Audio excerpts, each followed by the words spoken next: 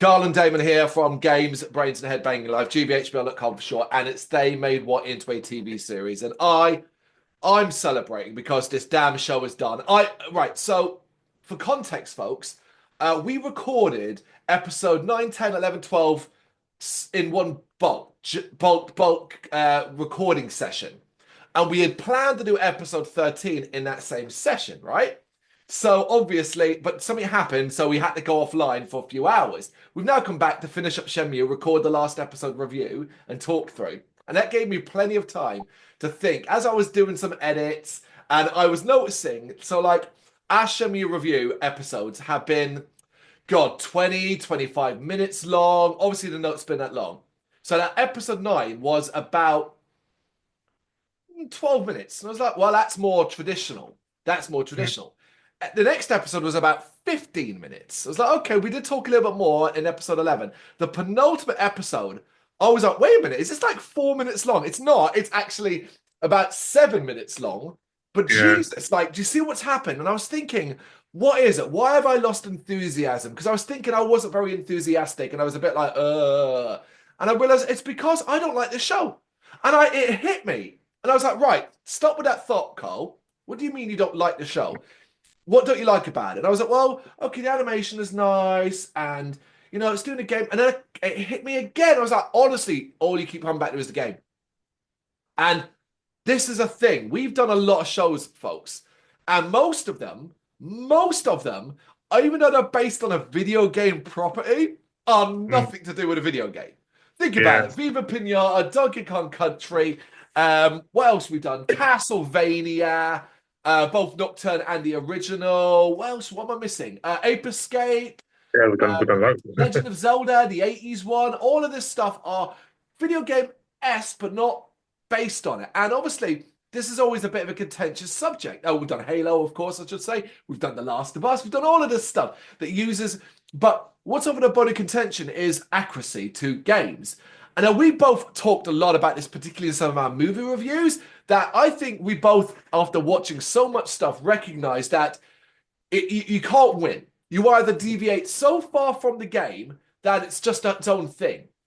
But if you try to stick too close to a game, you create something that is so niche, so narrow that it can be downright difficult to watch. And the best examples, right, forever are this: Resident Evil, Mila Jovovich films, Mm. Welcome to Raccoon City. Which right now, I said to you, Damon, which would you rather watch? One of the Mila Jovovich ones or that goddamn Welcome to Raccoon City? Because I know which one I'm like, you know what, I'm going to be more entertained by. Fucking Jovovich movies. Yeah, I mean, despite how much we criticize them, they're good films. They're enjoyable films, and they made a shitload of money at the box office. So Entertainment fodder. Whereas yeah, Welcome to Raccoon City went, oh, we're going to really try hard to do the games and shit the bed. And even now, I still hear people go, well, if they just make the first Resident Evil, they can't, because this is what happens. You end up with a show like Shenmue where you get stuck in a rut trying to not show too much of the game because it's nothing happening. So you have to fill it with other filler stuff that yeah, might be interesting if it wasn't still focused on the game aspect. If this was yeah, its own story within the Shenmue world, that might have been something. But obviously, yeah. they can't do that. I think for me, my nostalgia for Shenmue is probably bigger than yours because obviously I played number three too. But for me personally, I enjoyed the show up until probably episode four. I enjoyed the show for the first game, and I think the second game has gone downhill because the second game is a lot more talking, a lot more story based, where the first game is more it's more sort of I'm going to say more open world in a semi way, you know. So. I think when we first started season two, the second game in this season, it was initially exciting, but I remember at the time saying it was like, we're like on episode 6. How the hell is this being dragged up to episode 13? And we found out how. And as I said in the previous episode, I want to repeat it here, folks. One of the biggest faults that I found is this: I can't be invested in something I know has no end. Yeah. And it's like, okay, well, this show is not going to ever get another season. We're not going to get Shenmue 3 told over X amount of episodes. Like, it's absolutely just like, well, what's the fucking point? Oh, go play Shenmue 3 to see the rest of the story. So that's not how you make, and then you go, okay, well, this has only been made for one person then, which is people who love Shenmue. I love Shenmue, but that doesn't mean I want to watch a show, a dragged out 13. If this had been 8, honestly, considering all our Netflix shows and all that stick around 8 and stuff like that, how the hell did this become a 13 episode show? No idea, but I know we ain't doing it at the moment, but it's like when we cover like a dragon, I've seen the first 2 episodes, I reckon I'm going to have that issue with this where obviously because I played every game And in the I've only series. played one, and I've only Yeah, played one, yeah, which is yeah. Zero, Yakuza Zero. I look forward to that. It's the choice. But basically, what I'm trying to do before we get in the episode, I'm just trying to justify, I guess, or explain my not disappointment, because there's nothing really to be disappointed. It looks nice. It's voiced well. I'm glad I stuck with the Japanese voices all the way through, so I didn't Hmm. get distracted by how my Rio sounds or things nonsense like that. Yeah, Um, and I think from an anime perspective, it will please people like who enjoy that side of things. But this is for gamers only, and specifically Shenmue fans only, which to yeah, me is one of the narrowest goddamn markets. And what a, dare I say it, what a waste of money. Right? Like, that just feels so yeah, stupid. yeah. You know? I am now convinced, right, more than ever, and this is all thanks to a lot of the shows we've done over the last couple of years, that the best video game stuff is the one that pays tribute to the games. I might use some ideas, but does its own fucking thing. And I look at Castlevania, I look at Devil May Cry recently, I look at Tomb Raider, Mm. I look at, I'm going to say it, I know, folks, chill, Yeah. Halo. Oh, okay. So for a second there, I thought you were going to say I thought you were going to say Dead Rising because they have little tints and stuff in the game, Oh, the movie. Yeah, but there are yeah, movies. I'm talking about shows. No, if we go to oh movies, different story. Movies is yeah, look, movies is a mess. That's a fucking mess because how do you go? Well, I'm really glad they didn't follow the game of Dead Rising. You're right, glad, but at the same time, look at the fucking state of Alone in Dark, or look at the yeah, state of House of the Dead. Do you mean like you know? But then there's like also like well, you can't follow a game plot there and stuff like that. But from the show perspective, you know, look, but then I also enjoy something like The Last of Us. But then the difference is there is that that game was cinematic in itself. Like if it was already a cinematic game with a mm, story in it, it's easier to just tell that again. Do you know what I mean? Like how many games? yeah, Like how like a Dragon is a good example. Yakuza. There's a high chance a lot of that stuff could translate quite nicely to a hmm, TV screen because it's got storytelling, it's got characters and stuff like that. Like it could yeah. work. I mean, there's certain things that will work. I've always wanted a Gears of War because I think that would work. That the whole Yeah, aspect is perfect for it. I don't think we're yeah. ever going to get it. I know there's There was loads a of rumors rumor about it. that it's still supposedly in development, supposedly an animated or an animated version, which I think would be the best version of it, because that way you otherwise you like an anime and that like you Yeah. know the way Netflix has Castlevania, all of that. Give us that Gears of War. Do that Well, Gears of War. the fact that they're now re-releasing another version of it on the PS5, who knows? It means that Gears of War still around. So Oh yeah, yeah. You never. I never say never with stuff like that. I mean, it all depends because we. This is where you get stuck in the nostalgia. Because I'm like, you know what I'd love, right? I'd love Bioshock, right? Not as a oh yeah. show, a film like Bioshock, and I would have the sort of split into two parts where I'd do all the events leading up to New Year's Eve as Mm, part of the film as well, and then you do all the other bits. But then I'm like, yeah, but Bioshock was a sure lot of walking around and just shoot. Like again, you see the problem? yeah, yeah, And this is what you do. The more I think the older you are as well, the more difficult it becomes because we've got a lot of nostalgic love, and Shenmue is a fantastic example. This isn't us going off topic, folks. We're still focusing on Shenmue here. But Shenmue is a good example. It came out in what, 1999, the yeah. first game. So that made me, I was 15. You would have been what, 13, 12? Yeah, 12, 13, yeah. Yeah, so like that's a kind of go back to earlier PS1 games. These kind of classic stuff is that's what we're nostalgic over, stuff from our teenage younger years. That's what you get nostalgic over more than anything else. Mm, But those games are what you end up thinking, oh, I'd love to see more of that. I'd love to see that turn into a movie. Oh man, you know, I'd really like to see that. trying to think about a really dumb game from like what's a good example? No, because that's a good one. Really bad one. I would like to Populist. see. Yeah, I would like to see Populous the Beginning, David's favorite PlayStation 1 game, that turned into a film. And you could probably sit here now and give me a rough outline of how you do it, right? A rough outline. I think I could. You just do Yeah, I could give an old a rough story outline about there. like fucking warring tribes, some prophesized shaman, that kind of thing, Yeah, yeah. and an event. Yeah, rough outline. But it's a terrible idea It because would suck. these things weren't made to be made into cinematic things. Whereas nowadays, like it is incredible, right? How they made right. We've got to go back a little bit, but by making poor decisions early on with certain franchises, they fucked those franchises for the future. So Yeah. look at it more than ever. How the fuck has Assassin's Creed not become a successful franchise movie?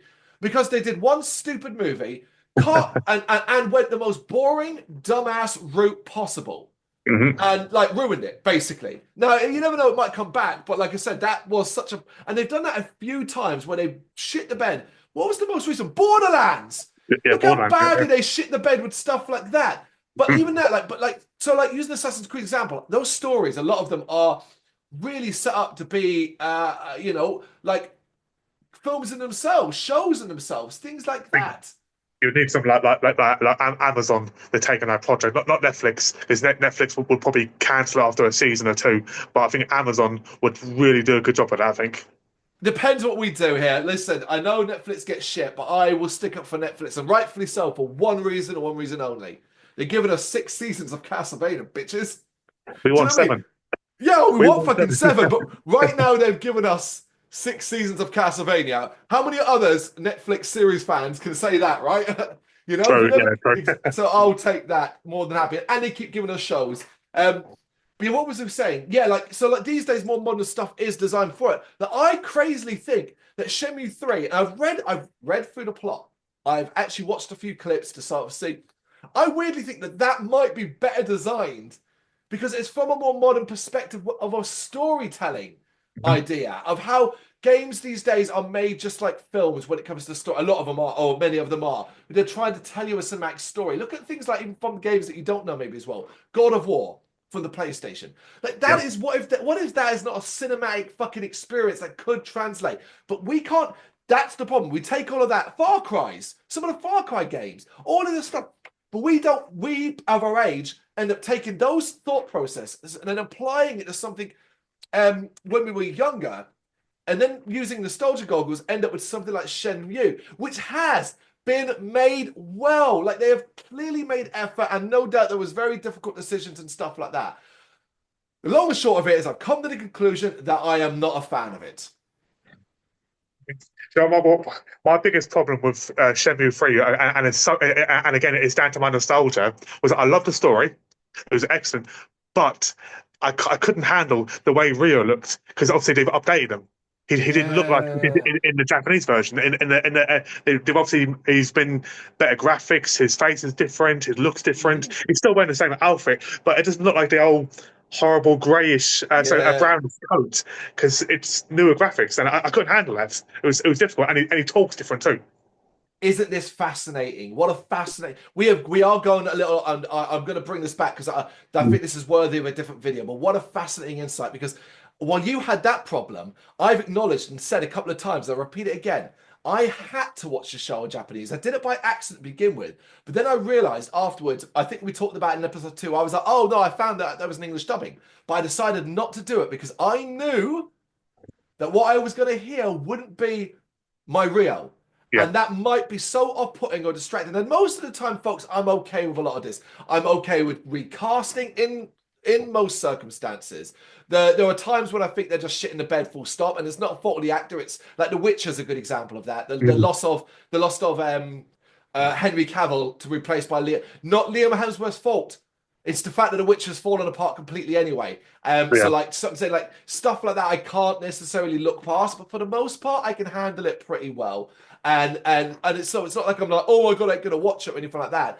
But it is an interesting thing about like how your mind, the nostalgia factor affects things like that. I mean, how many It times have does. you played it?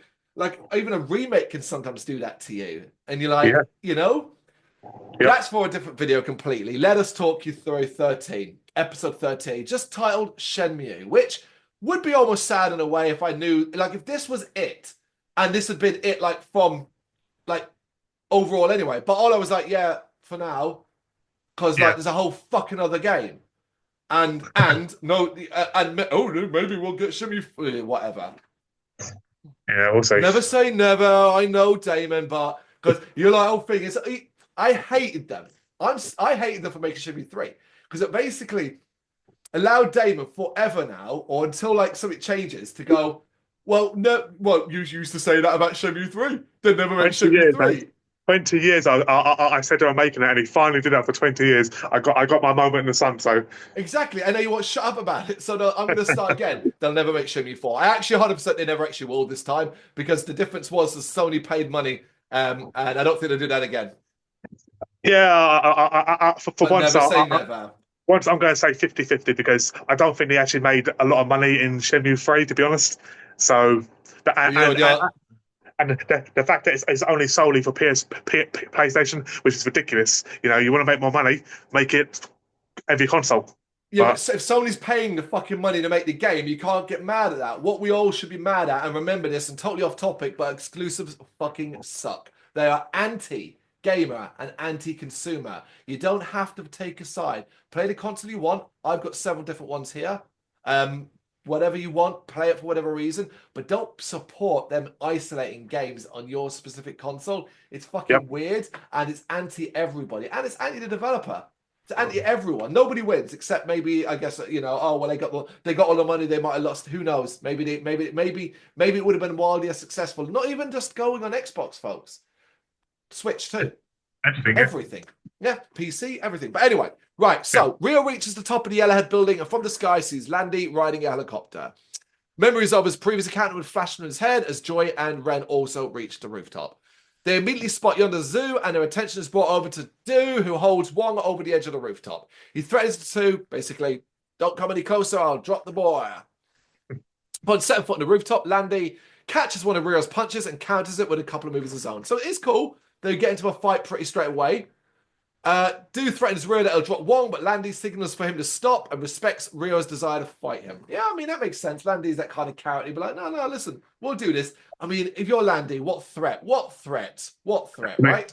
I would like to think that Landy is a man of honor. Oh, I knew you were going to say that. Fuck that shit. Uh, I can't stand. Let me die with honor. I'm a bad guy who does criminal stuff, but I'll fight you honorably.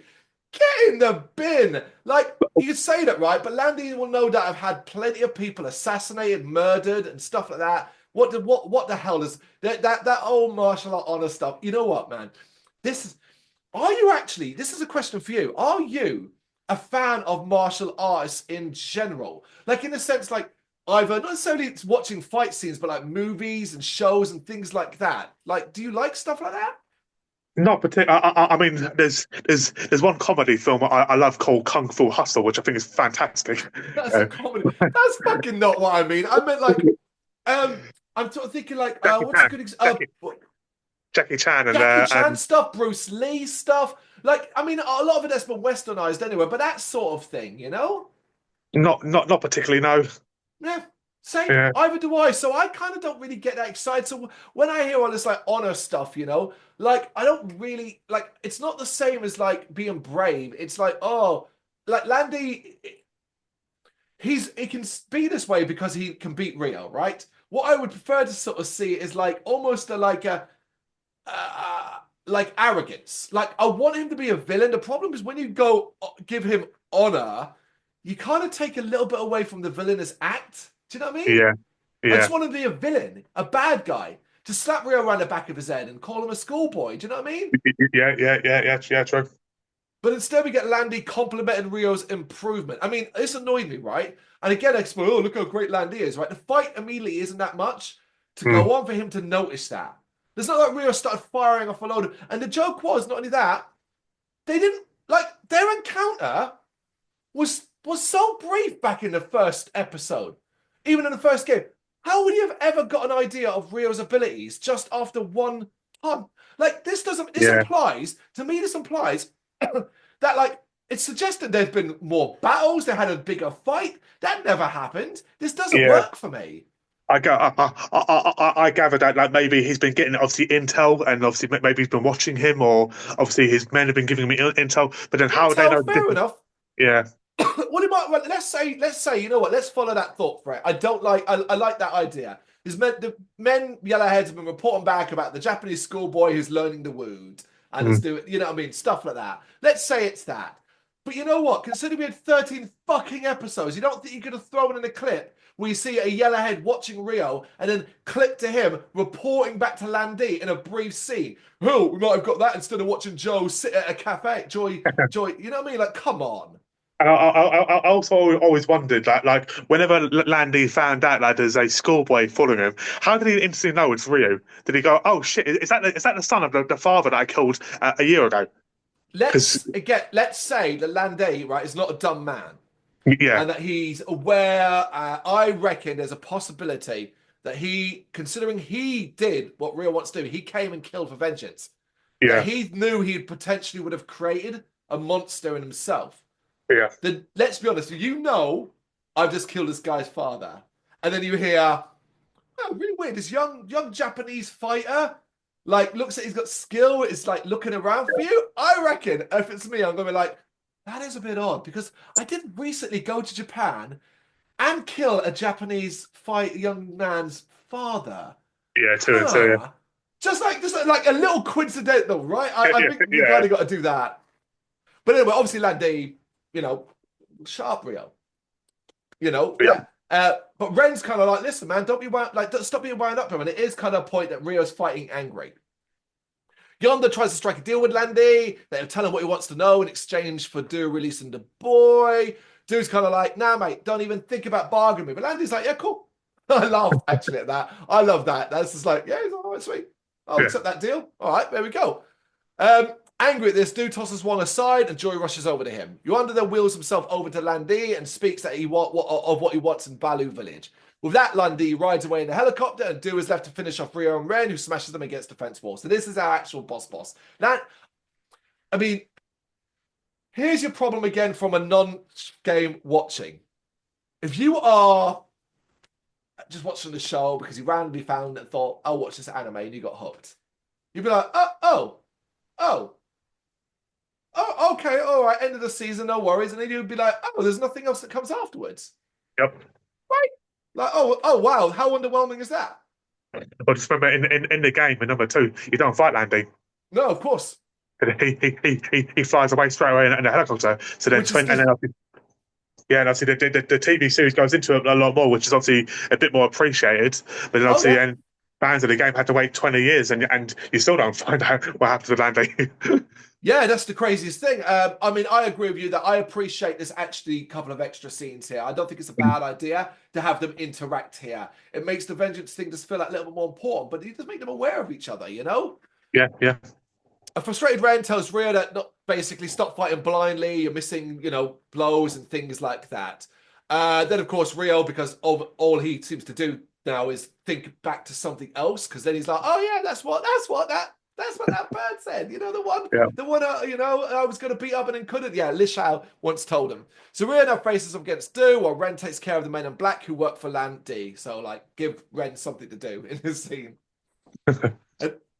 So basically, yeah, Rio now starts to think back of all the advice given to him and all the other people that have talked to him and given him advice throughout it. Happily Do is just sort of chilling out at this point while Rio's gone. Oh, yeah, different memory bits. Do you know what I mean? Like stuff like that. Use the force, Ray. The strong is with you, Ray. Somehow, Landy has returned. From there, Rio manages to get the upper hand and Do and used to swallow diving in. Meanwhile, Ren, having taken care of the men in black, and seeing Rio follow the teachers of Wu, they finish off Do with a counter elbow assault. That is Rio, of course. And then looking at Landy, who is a faraway distance on his helicopter, Rio watches as Landy basically they somehow see each. I don't know. Landy's kind of like, "Ugh," and Rio's like, "Ugh," and they're like, they're so far away you wouldn't see each other. In the game, he points at you. He points at you as he's flying away. Yeah, it's closer as well. That's the Yeah. thing. In the game, it looks further away, a lot further. In the show, it looks further away. It makes more sense. Do you know what I mean? I Yeah. wanted them to do a comedy bit where, like, Landy's like, "I got a game, you come." And like, what? Cuddy, what? Flying back. I said.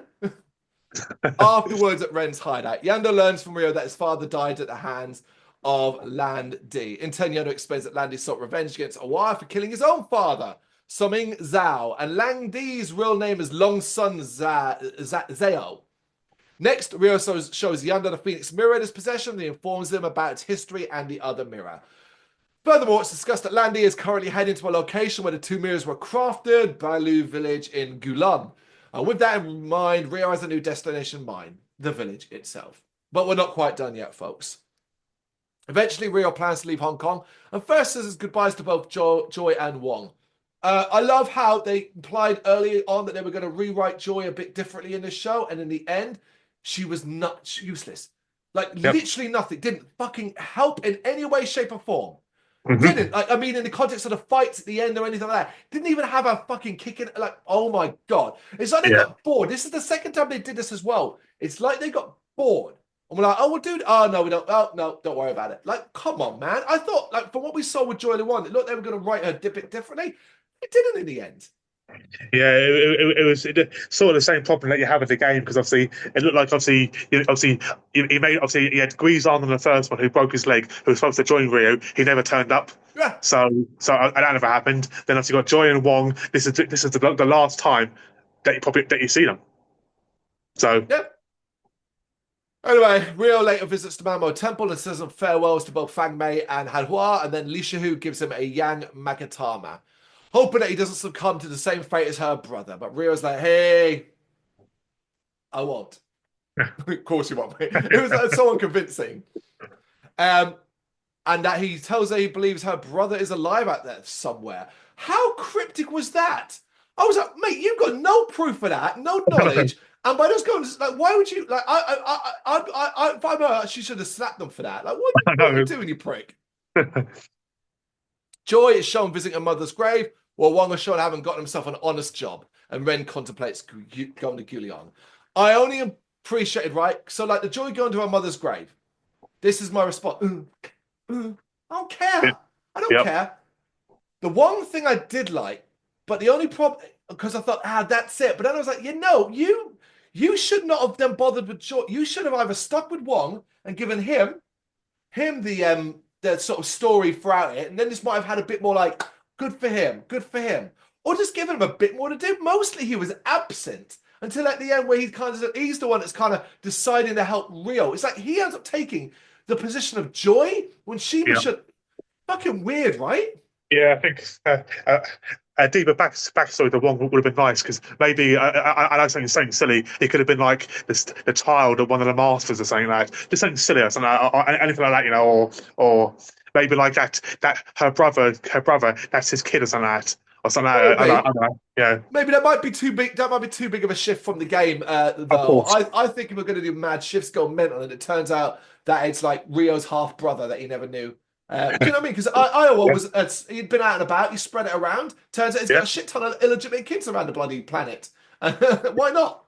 It'd be So, different. that could have been interesting. Like, the Yeah. Rio and Landy are related or something like that. Yes, That's a bit much, folks. That's a bit maybe, much. I maybe, would say whoa. maybe his father had an affair with Landy's mother, killed his dad because the dad walked in on them, and he's got a stepbrother. So I don't know. I can't I can't believe you missed the opportunity for a much better joke here. Well, Landy to Rio. yeah. Come on, what is it? I am your father. Exactly. Make the Yeah, easiest Star Wars joke possible. It turns out that Landy is Rio's actual father. They could have done it at the top of the building. Rio, no! He falls off the edge. We've got Joy as Princess Leia, Ren as Han Solo. yeah. One could be. Yeah, yeah, it would. We got it. Come on, Family Guy. Anyway, riding on the boat to the village, Rio looks at the picture of his father and Summing Zhao. At Yingshui River, Rio sits under a tree to avoid getting wet from the downpour rain. That's one of the best. I actually think the rain animation. Look at some of Yeah, the strongest stuff in it. He then spots a lamb trapped in the fast currents of the river and then witnesses a young girl dive into the river after it. Without hesitation, Rio dives in the water himself and rescues the two. Just telling you right now, people, this is her, and this is how dumb of a character she is. Raging water, rain, and listen, I know you don't want the lamb to die, but like, you don't jump into a raging river Yeah. to rescue a lamb. It's not gonna, because the joke is when you get to that lamb, it's not gonna be like, oh, thank you. It's gonna kick, bite, and potentially kill you both anyway. It Yep. sucks, and I'm normally one for like whatever, but like, so without, even though we don't see who this is, I was like, that's that fucking idiot. In a dream sequence, Rio thinks about his father and the advice that he gave him. Awakening in the young girl's house, the girl introduces herself as Shenmue. After he introduces himself and learns the name of the village, Rio rushes outside and sees the tree he saw in his dream. Shenmue informs Rio that it's called the Shenmue tree and the history behind it, along with our connection to it. Which is a really, really long and boring talky scene. And it would be almost like, oh, this feels big. My God, what are they going to do in the next season? The next episode? What are they going to do in the next... Yeah. Back inside the house, Rio finds a diagram that matches the mirrors, and Shenhua recites... I miswrote diagram. It says diaphragm. Two different things. Yeah. You find Shenhua's diaphragm. That's awkward. To be fair, Yeah. she has been excited for this guy to turn up. That is true. Anyway, finds a diagram that matches the mirrors, and Shenhua recites the mirrors' history within the village. I almost kicked off here. I was like, not the fucking... Oh. It was the same in the game. Yeah, it was the same. It was. It was the same in the game. Literally, the last hour of the game was loads of talking, and then you walk out of the village to the cave, and then the game ends. That's literally it, because they visit the cave where the mirrors are connected, and there Shenhua reads a message from her father, and the two explore the deeper parts of the cave. In the end, Rio and Shenhua find a place where one of the mirrors can be placed, and after placing it, they witness one of the cave secrets. And that is where the show and the episode ends. And you know what would have made that a little bit more exciting, folks? If they hadn't fucking shown us this exact same scene in an earlier episode. In fact, one of the earliest episodes did this as a weird cold open. Yeah. I didn't get it then. I get it even less now. And that's it. That's Shenmue, the animation. And that is it, because there's been confirmed there will not be a second season. And you can do not say never. There won't be. No. Why would there be? Yeah, there won't be. This is crazy that this even exists. And I guess, in a way, it's nice that it does for those that give a shit. We talked so much at the start, so I'm not going to go on again at the end here. I'm going to put it simply. I started off thinking this could be at least entertaining to watch, and by the end, I was like, I'm done. I do not like this anymore. They over-egged the pudding, to use a cliche term. It should have been 6, 7, 8 at most episodes, condensed, tight, really, really fast-paced. Instead, they somehow dragged us out to 13 episodes, and it felt it every bit. They have actually made me dislike Shenmue 2 specifically, because a lot of this is just remembering the shit side of Shenmue 2. Whereas the stuff they did with Shenmue 1, I think they did a good job of keeping it snappy for the most part and glossing over some of its flaws. Yeah. In Shenmue 2, I swear they went, well, we know we can't show all the book stuff and all the other crap, boring stuff you got to do, so we've got to fill it with other boring crap stuff. That ends up meaning nothing in the end, because not only can it not go anywhere, it all has to end in the same way. So what difference does it fucking make? Who would have really good difference does it make if they'd given Joy a deep backstory, aside from, well, that's nice, because it means nothing come the end. Yeah, no, that's fair. I said I enjoyed it. The first 4 episodes, the second part, the second game too, was a lull. Yeah, it was a lull. There we go, folks. We've done it. We're through it. That's episode 13 of Shenmue the Animation. You got any thoughts you want to share on this episode and show overall on what we've talked about here? You know what to do. Let us know in the comments. Thank you very much for watching. If you've enjoyed what you've seen, please consider hitting that like and subscribe button. It does help us out. You can find us at gbhbl.com and across all social media platforms. And if you really want to give us a bit of extra support, please consider buying us a cup of coffee over on our coffee page. Thank you.